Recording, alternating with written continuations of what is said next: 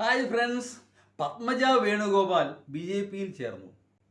അതിനെന്താ, ആർക്ക് വേണമെങ്കിൽ ചേർന്നുകൂടെ? ശ്രീ AK ആന്റണിയുടെ മകന് ചേരാമെങ്കിൽ പിന്നെ എന്തുകൊണ്ട് കരുണാകരന്റെ മകൾക്ക് ആയിക്കൂടാ? ഇങ്ങനെയൊക്കെ പറയുമെങ്കിൽ പോലും ശ്രീമതി പത്മജയുടെ കൂറ് മാറ്റുന്നതിന് അതിനേക്കാളൊക്കെ പ്രാധാന്യമുണ്ട്. അതായത് ഇക്കാലമത്രയും BJP, RSS, സംഘപരിവാർ ഇവരെയൊക്കെ ഒരു വെളിപ്പാട് അകലെ നിർത്തിയിരിക്കുകയായിരുന്നു കേരളീയ പൊതുസമൂഹം. ഒരൈത്തം, ഒരു തൊട്ടുകൂടായ്മ ഇവർക്കൊക്കെ ഉണ്ടായിരുന്നു. ആ ഐത്തം അങ്ങ് മാറുകയാണ്. ഇപ്പോൾ ഒറ്റയ്ക്കൊറ്റയ്ക്കാണ് BJP-യിലേക്ക് പോകുന്നതെങ്കിൽ ഈ സ്ഥിതി തുടർന്നാൽ കൂട്ടത്തോടെ അങ്ങോട്ടേക്കൊരു പ്രയാണം ഉണ്ടാവാൻ പാടില്ലായികയൊന്നുമില്ല. അതാണ് അതിൻ്റെ പിന്നിലെ ഏറ്റവും വലിയ അപകടമെന്ന് പറയുന്നത്. ഒരു കാര്യം നമ്മൾ മറക്കരുത്, പണ്ടൊക്കെ കമ്മ്യൂണിസ്റ്റുകാരോട് ജനങ്ങൾക്കൊരു അകൽച്ച ഉണ്ടായിരുന്നു.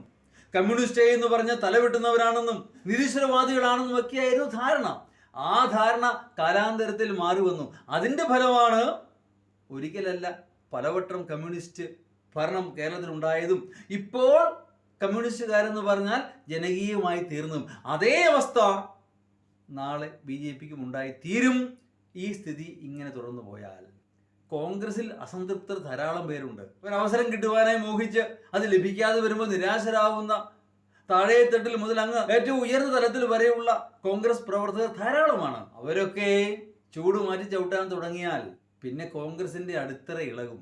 ഇപ്പോ UP-യിലും ബീഹാറിലും ബംഗാളിലും ഒക്കെ കോൺഗ്രസിന്റെ അവസ്ഥ എന്താണോ അതായിത്തീരും നാളെ കേരളത്തിൽ കോൺഗ്രസിന്റെ അവസ്ഥ. അങ്ങനെ ഒരു മാറ്റം സംഭവിക്കാൻ ഇത്തരം കൂറുമാറ്റം കാരണമായി തീരും. നമുക്കറിയാം, ശ്രീ പത്മജ വേണുഗോപാൽ ആണെങ്കിലും അനിൽ ആന്റണി ആണെങ്കിലും ഒക്കെ തങ്ങളുടെ കഴിവ് തെളിയിച്ചവരല്ല, കോൺഗ്രസ്സുകാർക്ക് വേണ്ടാത്തവരാണ്. അല്ലെങ്കിൽ തന്നെ കരുണാകരന്റെ പദ്ധതികളിൽ പത്മജ ഒരിക്കലും ഉണ്ടായിരുന്നില്ല. അത് മുരളീധരൻ മാത്രമായിരുന്നു. മുരളീധരനെയാണ് തൻ്റെ പിൻഗാമിയെ അദ്ദേഹം വാഴിക്കാൻ ശ്രമിച്ചത്. പത്മജ ഒരിക്കലും തൻ്റെ കഴിവ് തെളിയിച്ചിട്ടുമില്ല. നിന്നപ്പോഴൊക്കെ തോറ്റുപോവുകയായത്. ശ്രീമാൻ അനിൽ ആന്റണിയും അങ്ങനെ തന്നെയാ.